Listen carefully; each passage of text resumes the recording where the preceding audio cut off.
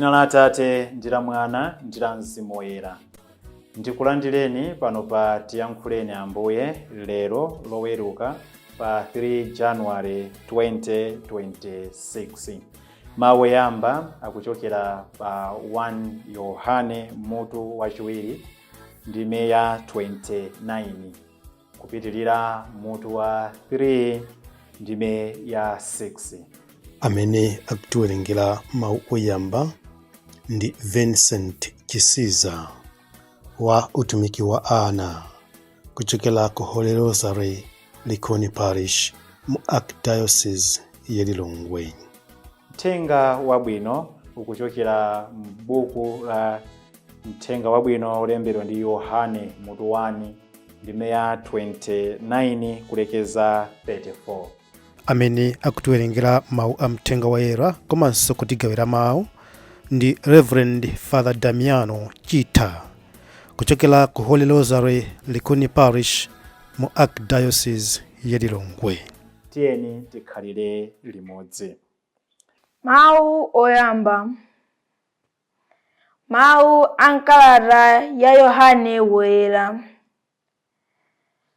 Ngati mukudziwa kuti Khristu ndi wolungama, musapeneke konse kuti aliyense uchita chilungamo ndi mwana wa Mulungu.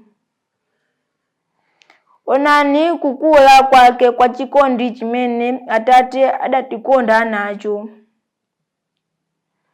Adatikonda kwambiri kotero kuti timatchedwa ana a Mulungu.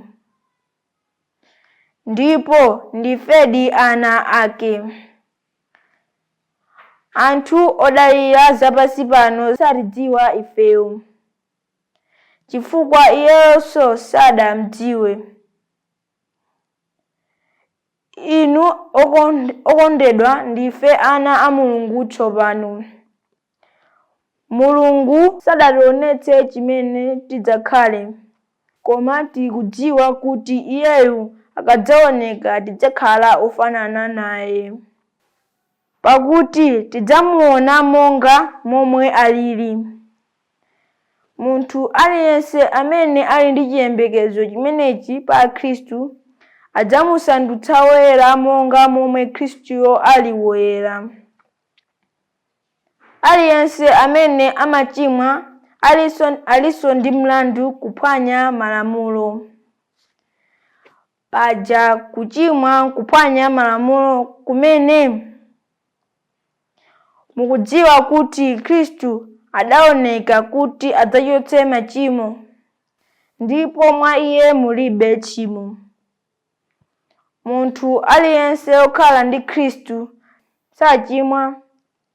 Aliyense amene amachimwa sadamuone ndipo sadzamudziwa. Mawu a Ambuye. Tithokoze Mulungu. Ambuye akhale nanu. Mawu a mu mthenga woyera monga adalembera Yohane. Mmawa mwake Yohane adaona Yesu akubwera kwa iye ndipo adati, "Suyu mwana wankhosa wa Mulungu uja wochotsa machimo a anthu a pa dziko lonse lapansi. Iyeyu ndi amene ndinkanena uja kuti pambuyo panga pakubwera munthu wopambana ine, pakuti ine ndisadabadwe iye alipo. Inenso sindinkamudziwa, koma ndidabwera kudzabatiza ndi madzi kuti Aisraeli amdziwe."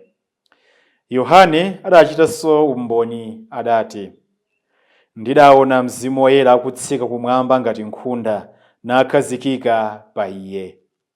Ine sindinkamudziwa, koma Mulungu amene adandituma kudzabatiza ndi madzi ndiye adandiwuza kuti amene udzaone Mzimu Woyera akutsika ndi kukhazikika pa iye ndi iyeyo wobatiza mwa Mzimu Woyera.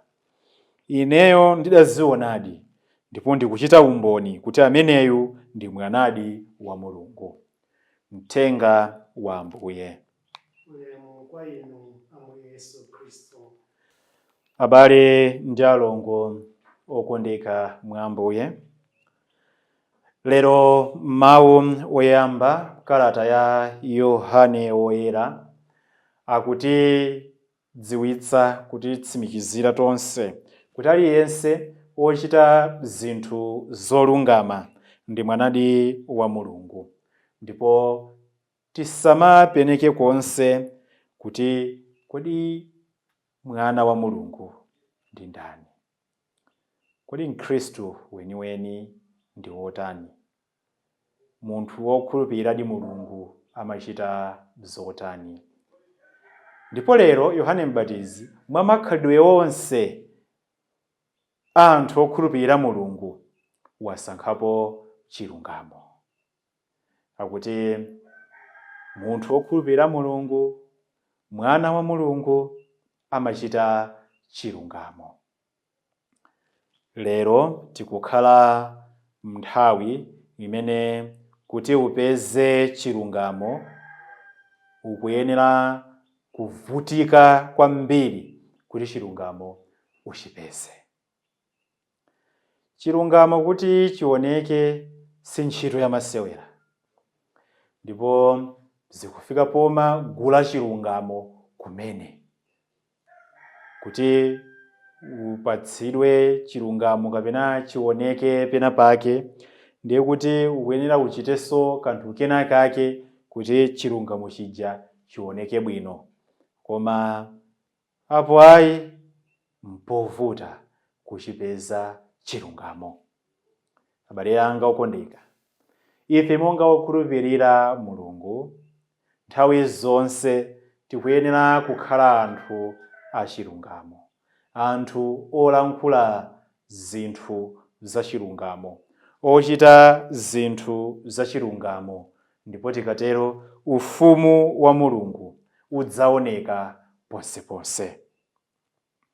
Uthenga wabwino Yohane M'batizi akutichititsa chidwi pamene tikusinkhasinkha za mawu amenewa. Yesu Khristu akubwera kwa iye, ndipo iye akunena kuti naka kankhosa ka Mulungu, nayu amene amachotsa machimo a dziko lapansi. Ndipo pa nsembe ya misa paja timapitiriza kuti ngodala iye amene ayitanidwa ku phwando la kankhosa kameneka. Tikapeza mpata ochitira umboni Mulungu, tikapeza mpata ofuna kuti tioneke kuti ndife a Khristu, tiyeni mpata umene tiugwiritsire ntchito. Yohane akulankhula mwamphamvu, akuchitira umboni Yesu Khristu pamene akubwera kwa iye, nthawi ndiye ndi imeneyi. Mwana wa Mulungu uja ndi uyu, kankhosa kaja ndi ako. Ndipo palinso anthu amene alipompo, ndipo akuwalonzera kuti suyu mpulumutsi uja, si aka kankhosa ka Mulungu kaja. Inetu ndidaona zakuti zakuti, ine ndidaona Mzimu Woyera wonga ngati nkhunda akutsika. Ineyo ndine mboni, ndipo pano ndikuchitira umboni kuti ameneyo ndiye mpulumutsidi olonjezedwa uja. Chifukwa chopeza nthawi ndi danga, poyamba akuchitirapo mwayi kuti Yesu Khristu akubwera kwa iye. Kenako anthu ena amene amasokonekera kuti mwina mpulumutsi ndiyeyo ali pomwepo, ndi akuwalozera kuti ako kankhosa ka Mulungu. Abale anga okondeka, mudzakhala ndi nthawi yofunika kuti muchite chifundo kwa anthu ena. Chitani chifundo mwachangu. Padzafunika pena pake pamakhala nthawi danga lakuti mwana wa Mulungu aonetse mtendere. Gawani mtendere, nthawi ndi imeneyo. Imafika atu nthawi, abale anga okondeka, yakuti apapa mwana wa Mulungu, Mkhristu weniweni, Mkatolika, achite chilungamo. Nthawi ndi imeneyo. Chitani chilungamo. Imafika nthawi yakuti Mkhristu mwana wa Mulungu ankane Satana, akane bodza, akane miseche. Gwiritsirani ntchito nthawi imeneyo kuti muonetse kuti mwana wa Mulungu, monga omwe akuyenera mawu oyamba, amachita zinthu zoyenera ndipo anthu samapeneka pomuona mwana wa Mulungu. Yohane adapeza mwayi, ndipo atapeza mwayi adawugwiritsira ntchito kulalika ndi kuchitira umboni. Ni mwayi yoonetsa kuti inetu ndine Mkhristu, inetu ndine Mkatolika weniweni, ndine ndi ambiri anthu ovutika m'midzimu mulimonse mmene tikukhala m'zintchito zathu, ndi ambiri danga ndi limenelo. Zochepa zimene mmazipeza ndaonetsani umwana wanu wa Mulungu. Tiyeni nthawi zonse abale anga okondeka tizindikire kuti nthawi yoonetsa umboni ili ponseponse pakati pathu, usana ndi usiku, kulikonse kumene timayenda pali danga loti tichitire umboni ndi kuonetsapo kuti ndife ana a Mulungu nthawi zonse. Amen.